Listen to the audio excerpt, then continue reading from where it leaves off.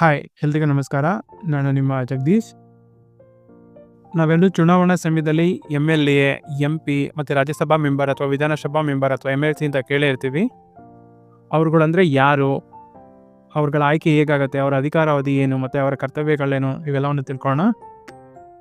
ಮೊದಲನೇದಾಗಿ MLA ಅಂದರೆ ಏನು ಅಂತ ನೋಡೋಣ. MLA ಅಂದರೆ ಮೆಂಬರ್ ಆಫ್ ಲೆಜಿಸ್ಲೇಟಿವ್ ಅಸೆಂಬ್ಲಿ ಅಂತ ಕರಿತೀವಿ, ಅಥವಾ ವಿಧಾನಸಭಾ ಸದಸ್ಯ ಅಂತ ಕರಿತೀವಿ. ಇವರು ರಾಜ್ಯ ಮಟ್ಟದ ಪ್ರತಿನಿಧಿ ಆಗಿರ್ತಾರೆ. ಇವರ ಆಯ್ಕೆ ವಿಧಾನ ನೋಡೋದಾದರೆ, ರಾಜ್ಯದ ಪ್ರತಿಯೊಂದು ವಿಧಾನಸಭಾ ಕ್ಷೇತ್ರದಲ್ಲಿ ಜನರು ನೇರವಾಗಿ ಮತ ಆಯ್ಕೆ ಮಾಡೋದ್ರ ಮುಖಾಂತರ ಮತ ನೀಡಿ ಅವ್ರನ್ನ ಆಯ್ಕೆ ಮಾಡ್ತಾರೆ. ಇವರ ಅವಧಿ ಸಾಮಾನ್ಯವಾಗಿ 5 ವರ್ಷ ಆಗಿರುತ್ತೆ. ಆದರೆ ಇನ್ ಕೇಸ್ ಮಧ್ಯದಲ್ಲಿ ಸರ್ಕಾರ ಏನಾದ್ರು ಬಿದ್ದೋದ್ರೆ ಅವಧಿಯ ಮುಂಚೆ ಚುನಾವಣೆ ಮತ್ತೆ ಆಗುತ್ತೆ. ಮತ್ತು ಅವರ ಕರ್ತವ್ಯಗಳನ್ನು ನೋಡೋದಾದರೆ, ಇವರು ರಾಜ್ಯಕ್ಕೆ ಸಂಬಂಧಿಸಿದ ಕಾನೂನುಗಳನ್ನು ರೂಪಿಸ್ತಾರೆ, ಮತ್ತು ರಾಜ್ಯದ ಬಜೆಟನ್ನು ಪಾಸ್ ಮಾಡೋದು ಮತ್ತು ರಾಜ್ಯದ ಅಭಿವೃದ್ಧಿ ಯೋಜನೆಗಳ ಪ್ರಸ್ತಾವನೆಗಳನ್ನು ಮಾಡ್ತಾರೆ. ಅದು ಇವ್ರದೆಲ್ಲ MLAಗಳದೆಲ್ಲ ಸಭೆ ಎಲ್ಲಿ ನಡೆಯುತ್ತೆ ಅಂದರೆ, ಇದು ಕರ್ನಾಟಕದಲ್ಲಿ ಬೆಂಗಳೂರಲ್ಲಿ